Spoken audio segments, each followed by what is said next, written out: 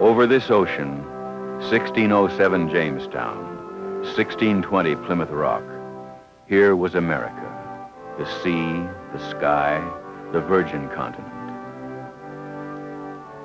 We came in search of freedom, facing unknown dangers rather than bend the knee or bow to tyranny.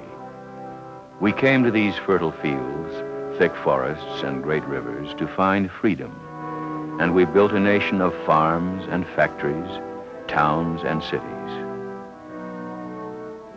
We came for more than the country. We came because of an idea bigger than the country. Without the idea, the country might have remained a wilderness. Without the country, the idea might have remained only a dream. We took an axe, and out of the native oak and pine, we built a church, a watchtower, a log cabin. We cleared a field, and there a colony of free citizens prospered and grew.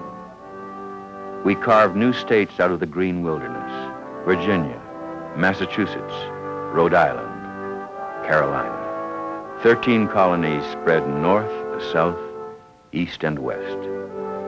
The dream took substance and the idea took form, but then came the first threat to that idea.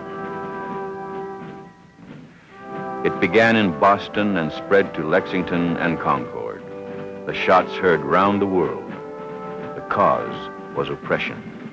The Stamp Act, the intolerable acts, the denial of representation, tyranny. We were outraged by England's disregard of the human rights of our own citizens, and we resolved to fight.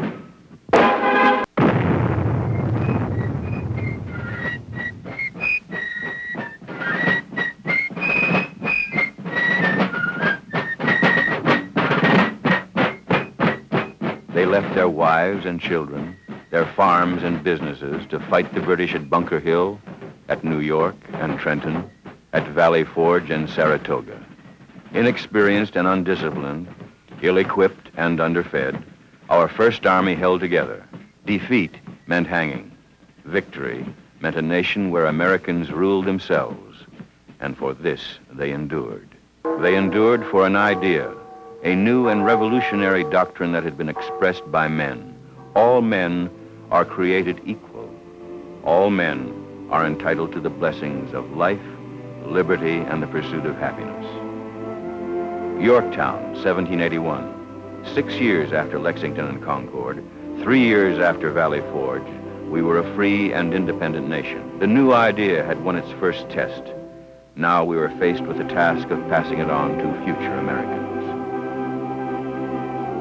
We wrote the Constitution and the Bill of Rights, the sacred charter of we the people, the blood and sweat of we the people, the life, liberty, and happiness of we the people.